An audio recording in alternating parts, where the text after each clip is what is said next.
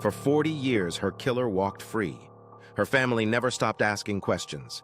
And then a single piece of evidence from 1985 changed everything. Thelma Davila had a life worth living. She had people who loved her, a community that knew her face, and a future that stretched out ahead of her the way futures do when you have no reason to believe it will be taken from you.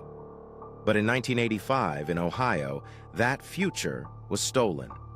And for 4 decades, the person responsible for stealing it went unpunished, unnamed in any courtroom, free to breathe air that Thelma no longer could. This is not just a story about a murder, it is a story about time, about what time does to evidence and to people and to hope, about what happens when a family is forced to carry the unbearable weight of an unanswered question for 40 years. And it is, finally, a story about what happens when science catches up to cruelty. The year 1985 feels distant now. The world looked different. Forensic technology was in its infancy compared to what investigators have access to today. DNA analysis as a tool for criminal investigation was barely a concept. It would not be used in a criminal case in the United States for the first time until 1987. Which means that when Thelma Davila was murdered, the very science that would one day name her killer did not yet exist in any practical form available to law enforcement. Investigators at the time did what they could. They gathered evidence, they asked questions, they followed leads. But without the tools to speak the language hidden inside biological material, certain answers were simply out of reach. The case eventually went cold. Cold cases do not announce themselves. They do not come with a dramatic moment where someone slams a folder shut and declares defeat. They fade. The calls slow down, the tips dry up, files get boxed and shelved, and the families of victims are left to understand that the justice system has, at least for now, moved on, even when they cannot. For the Davila family, moving on was never truly possible.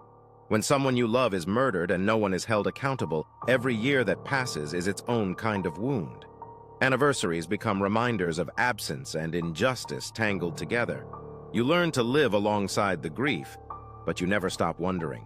You never stop hoping that someone, somewhere, is still asking the same questions you are. Ohio investigators never fully closed the door on Thelma's case. That persistence matters. Cold case units exist precisely because justice does not have an expiration date. Someone kept the evidence. Someone understood that what could not be answered in 1985 might be answerable in 1995, or 2005, or 2025. That foresight, that institutional commitment to the idea that Thelma Davila deserved answers, is part of what made what happened next possible. Because what happened next changed everything. Preserved forensic evidence from the original crime scene. Evidence that had been carefully stored for decades, waiting for science to evolve enough to speak to it. And among that evidence, a single hair. A hair is a remarkable thing. Invisible in its significance to the naked eye, something you could miss entirely, something you could dismiss as inconsequential. But hair carries biological information. Hair can carry nuclear DNA under the right conditions, and advances in forensic DNA analysis over the past decade have transformed what investigators can extract from samples that once seemed to offer nothing. The technique that changed everything in cases like Thelma's is known as investigative genetic genealogy. It is the same discipline that brought down the Golden State Killer in 2018 and has since cracked dozens of cases that had defied investigation for years or even decades. The process works by extracting DNA from evidence, building a profile, and then comparing that profile against databases of individuals who have voluntarily shared their genetic information, often through commercial ancestry platforms. From there, genealogists trace family trees, identifying relatives of the unknown DNA contributor, and working backward and forward through generations until they narrow the field to a single individual.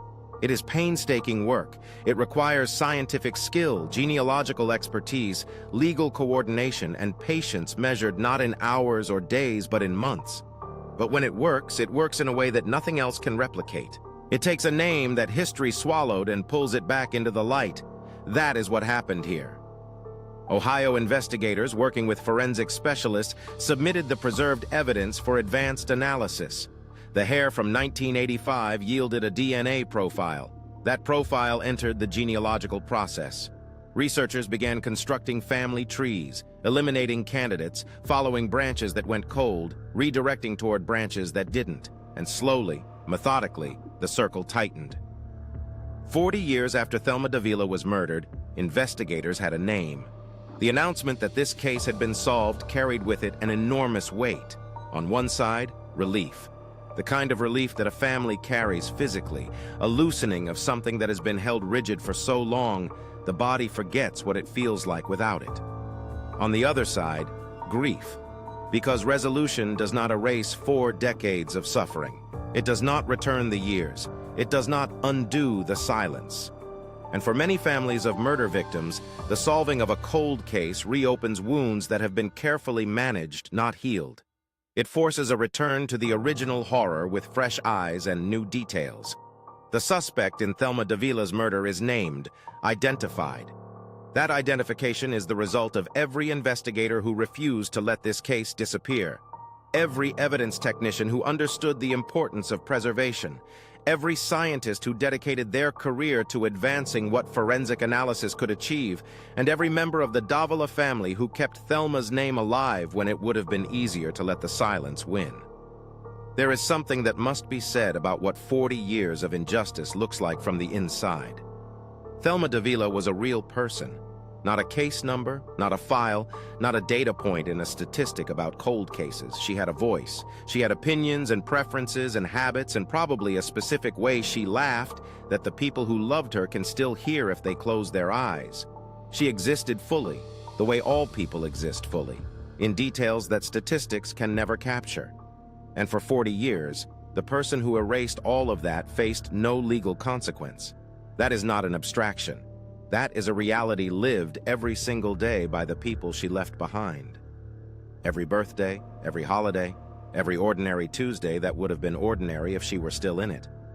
The accumulation of ordinary moments stolen across 4 decades is staggering in its scale, and no courtroom verdict can give any of that back. What justice can do, what it has done here, is bear witness.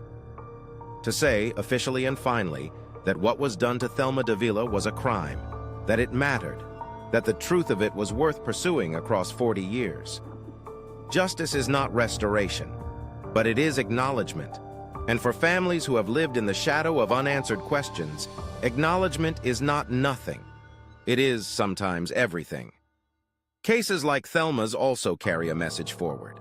To anyone working evidence storage in a cold case unit, to anyone who questions whether it is worth holding on to decades-old biological material, whether the resources justify the space, whether hope is a reasonable operating principle for a system built on facts, the answer is yes. The answer is always yes. Because science moves forward. Because what is impossible today becomes routine in 20 years. Because a hair collected at a crime scene in 1985 can name a killer in 2025. The story of Thelma Davila is a story of loss that should never have happened, of silence that lasted far too long, and of the relentless forward march of truth.